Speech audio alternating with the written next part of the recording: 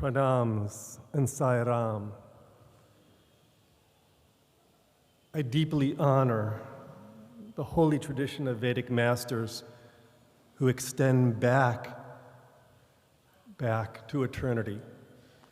All those great lovers of knowledge, all those great exponents of knowledge who brought the continuity of Vedic knowledge from the distant past to the current present and into the future.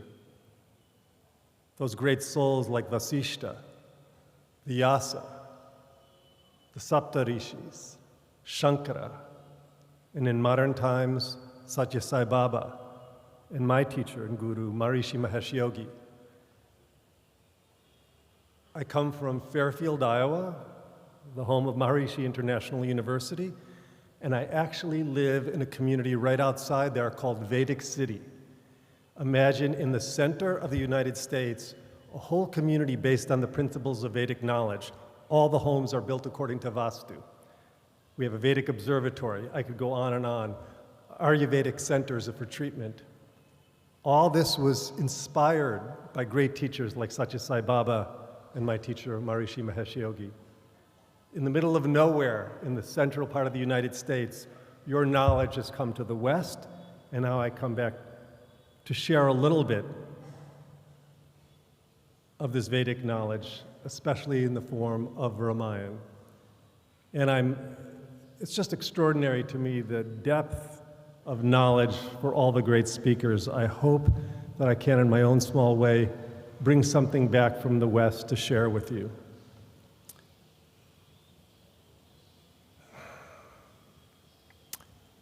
Ram Brahm Paramarat Rupa.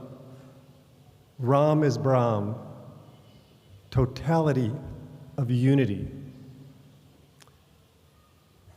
That'll actually be the conclusion of my talk, but I wanted to start with that to give a sense that Ram is Brahm, that totality that lives inside of us. This is the totality of Vedic knowledge.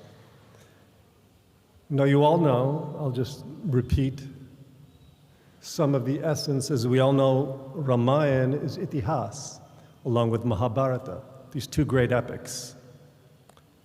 And really, on an evolutionary value, I would like to suggest that the Ramayana is a direct means to the unfoldment of Brahman.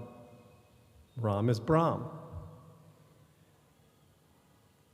Now, we've learned, everyone knows there's the four primary Vedas, but in addition to the four primary Vedas of Rig, Sama, Atharva, and Yajurveda, there's all the branches of Vedic literature.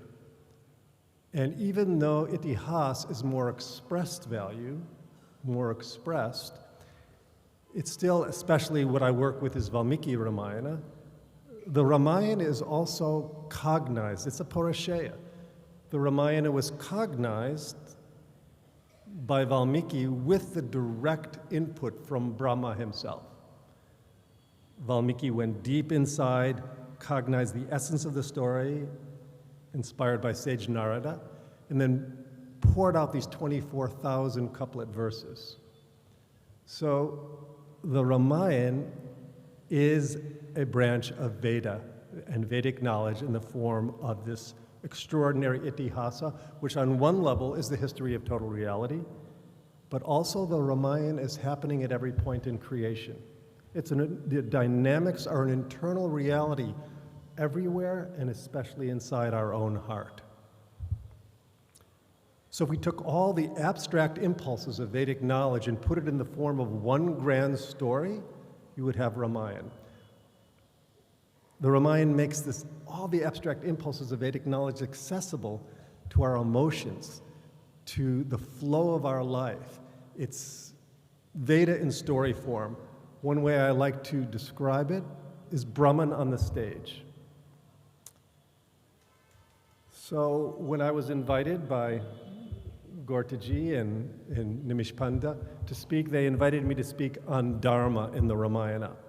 And I asked, could I expand that a little bit?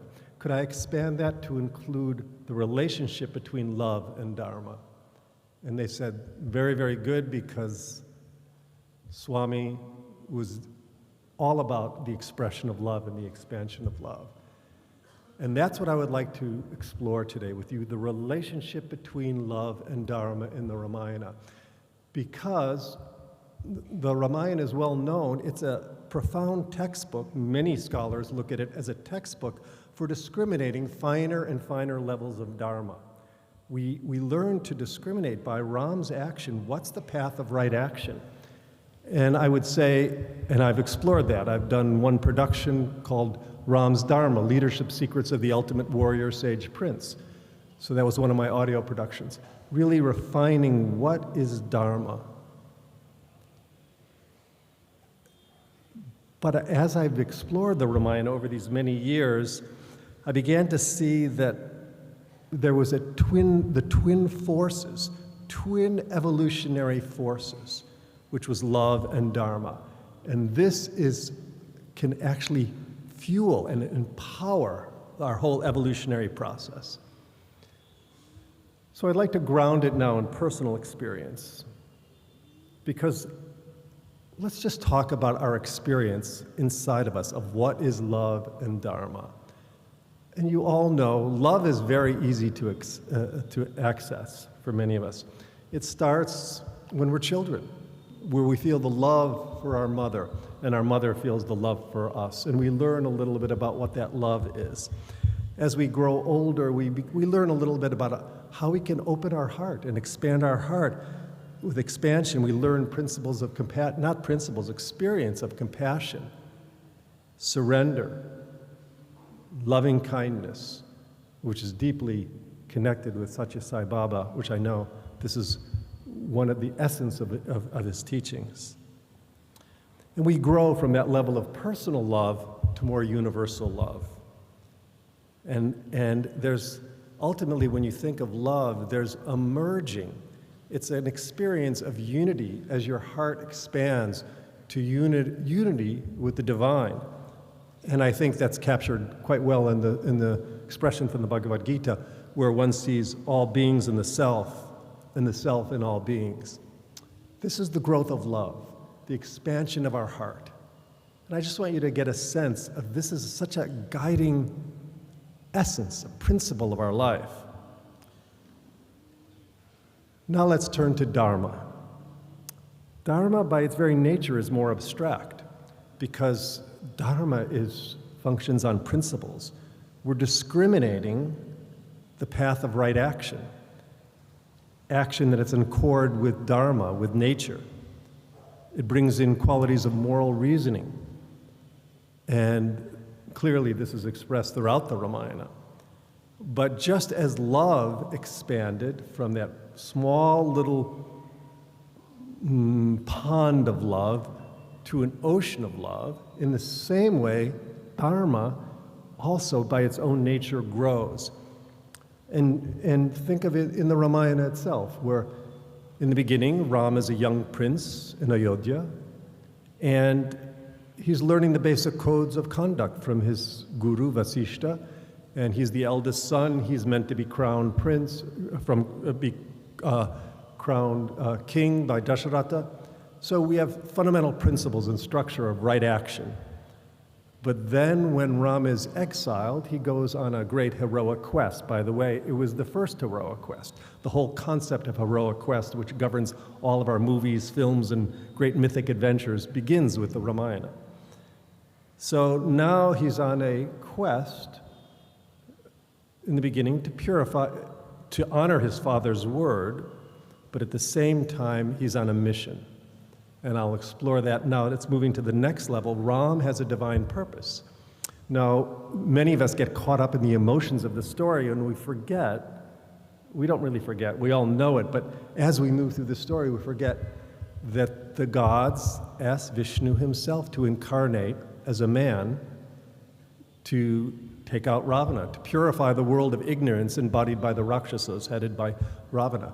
This was a huge mission because nothing could take out Ravana. In his arrogance, he had gained immunity from all the gods, the demigods, the Rakshasas, the Gandharvas, everything, but he didn't mention men and monkeys because they were too puny to even consider. And that's why Ram incarnated as a man, as Ram, Dasharatha's son. You all know this, I'm just reminding us. So you can see Dharma is expanding to this divine mission that Ram had. And in the end of our story, after Sita returns to the earth, Ram really becomes a force of nature. He's Purusha, Purushottama, Maryada Purushottam Ram. So we can see that Dharma, as the story grows, as the story of our life grows, we're expanding to more and more wholeness, expansion of wholeness, expansion of our sphere of influence, because the Dharma of a child, as one of the speakers mentioned, is quite different from the Dharma of an enlightened being, and very different from an avatar like Ram. So Dharma is moving towards wholeness, expansion of sphere of influence, aligning, ultimately, Dharma is aligning our individual consciousness with the flow of the entire universe. So now we've set the stage. That was my preamble, setting the stage for the relationship between love and Dharma.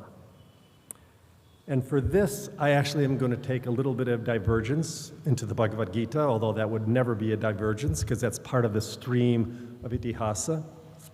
And the reason why I'd like to bring up Arjuna on the battlefield of life at Kurukshetra. This is an archetypal expression of this dynamic of love and Dharma. And that's why I think it is good to invoke that. Because imagine Arjuna, the greatest warrior of his time.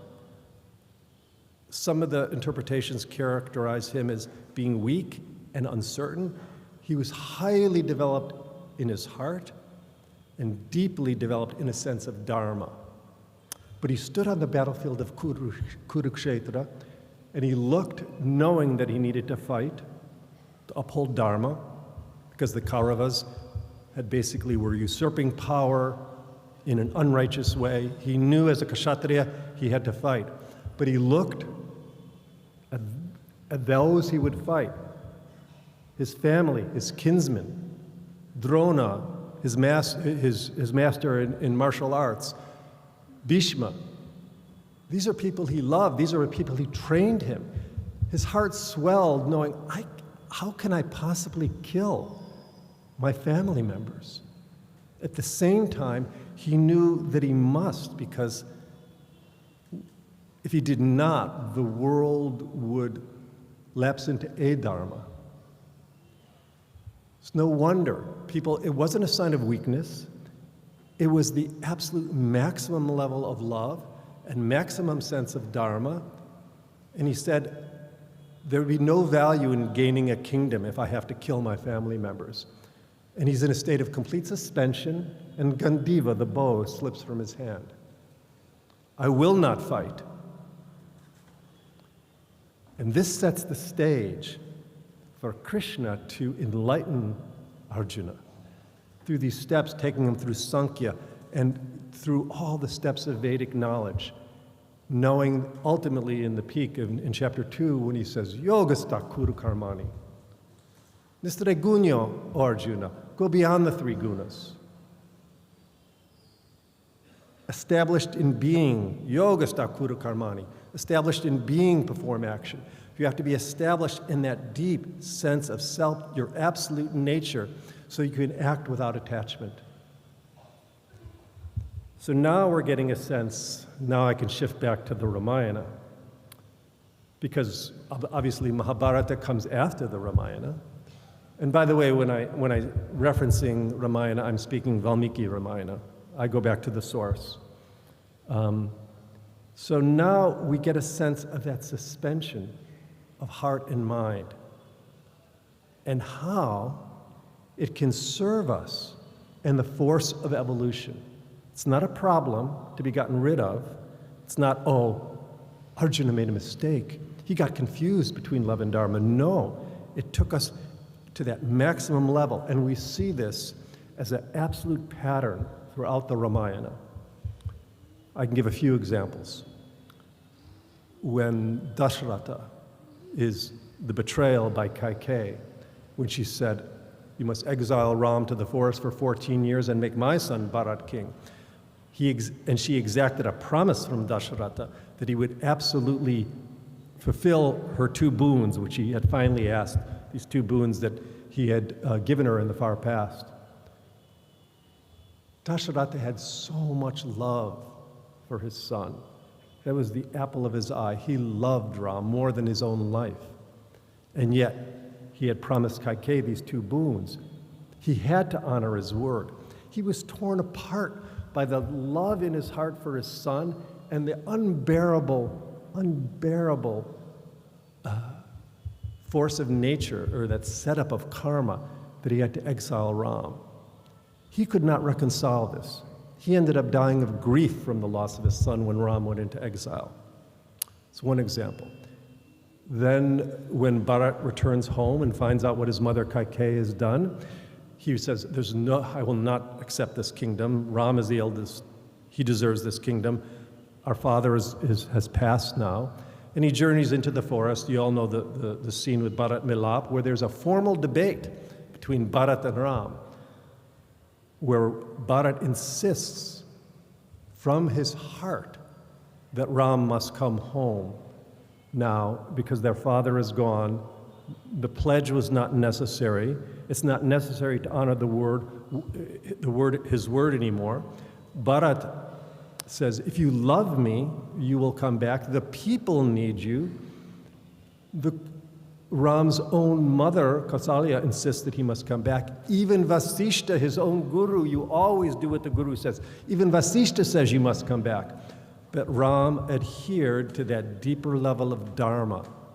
So here again, there was all this love of the people, and Ram, though adhered to, he had honor his father's, Dasharatha's word, but he had already agreed to Kaikeyi. He had to honor his own word, so that this upholding of the absolute commitment, because the word of the king must be upheld, otherwise Dharma would dissolve. So once again, we have this feeling of love and Dharma being at odds with each other. Once again, this is not a problem. This is the evolutionary force of the Ramayana. We see it in Agni Pariksha, when Sita steps into the fire. Ram has fought this incredible battle with all his allies, with Hanuman and the Vanaras. And we are all looking for this beautiful reunion of Ram and Sita. And yet he rejects her. It's so painful for us to see Ram seemingly rejecting Sita. But underneath, there's something happening there. And this is one of the secrets of the Ramayana. The secret is we're swinging with our emotions. The Vedas are very abstract. The Ramayana works on our emotional bodies.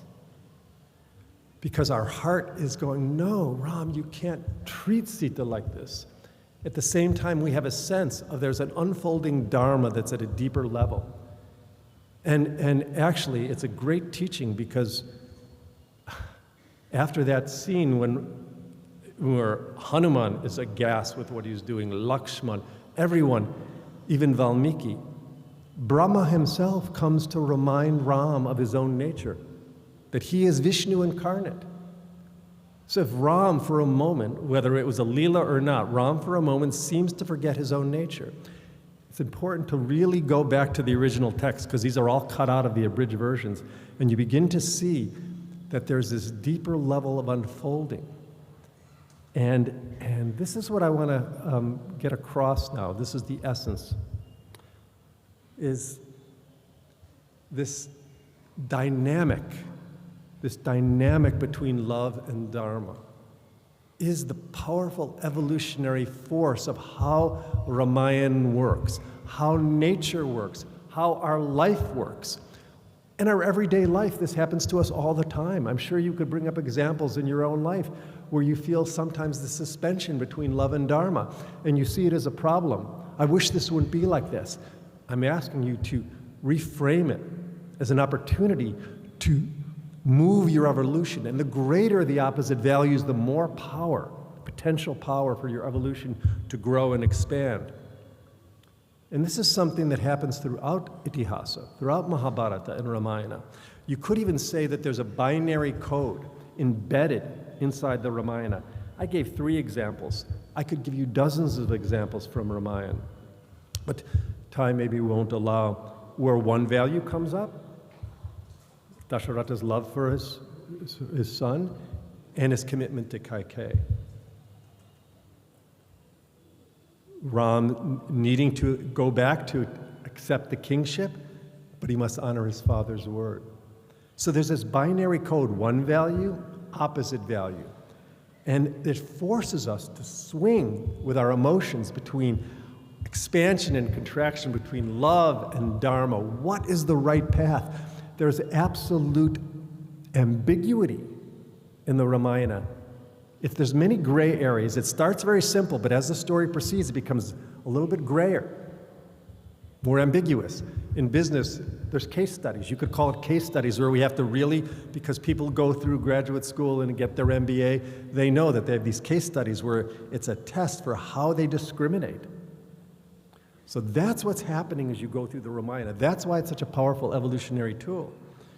So, what I'm going to invite you to start thinking of the Ramayana, not, people always say, this means this, and it's a process.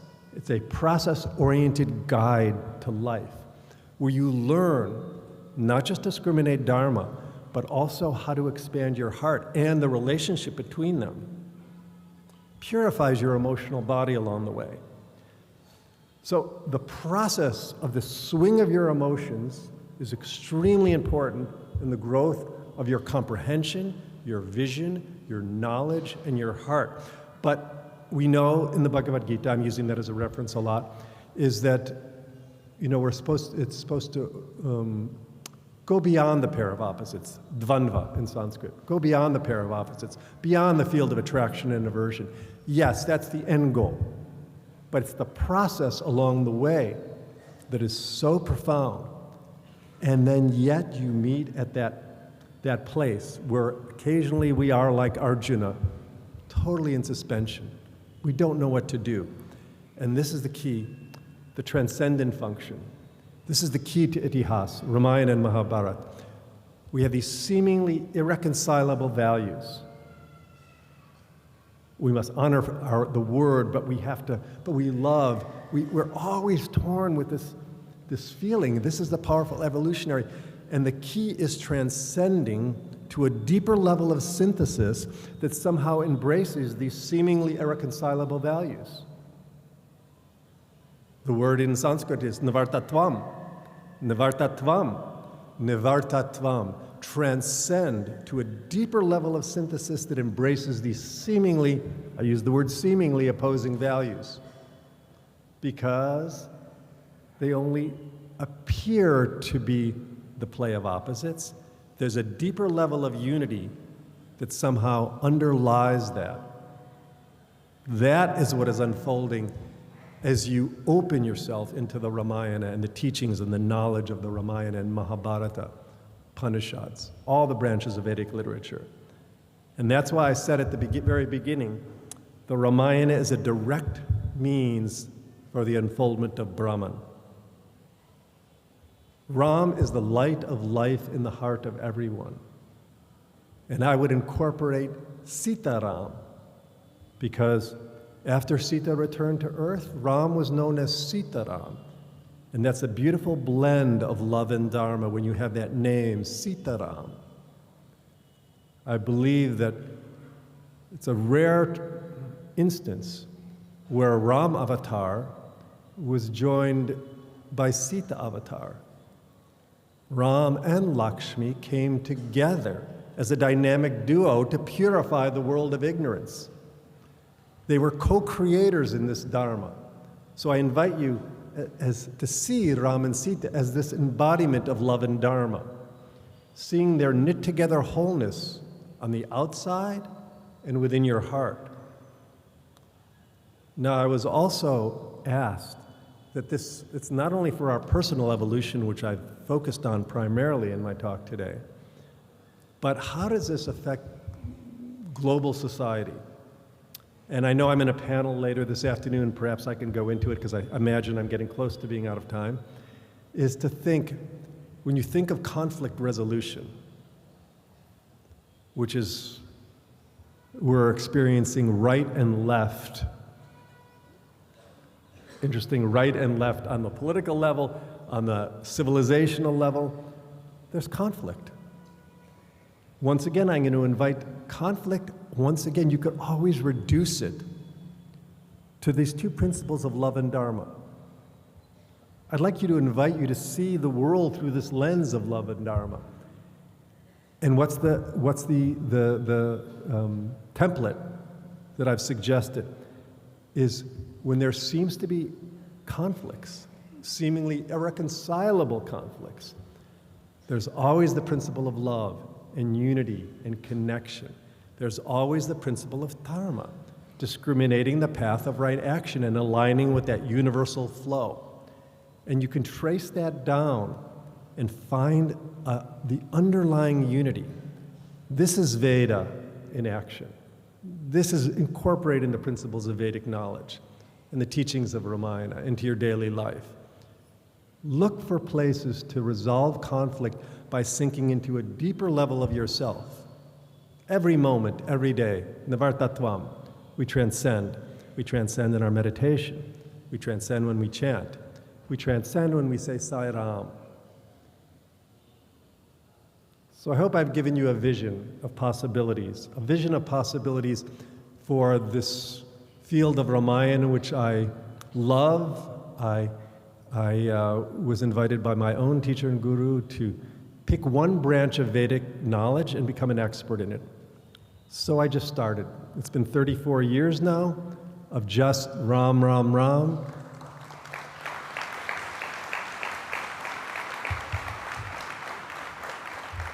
And then Hanuman and Sita are three primary impulses and streams of knowledge. And the final word I'd like to say is the Ramayana, to restate, is happening at every point in creation. These dynamics are not ancient stories from some ancient text. They're happening right now within all of you. Thank you so much.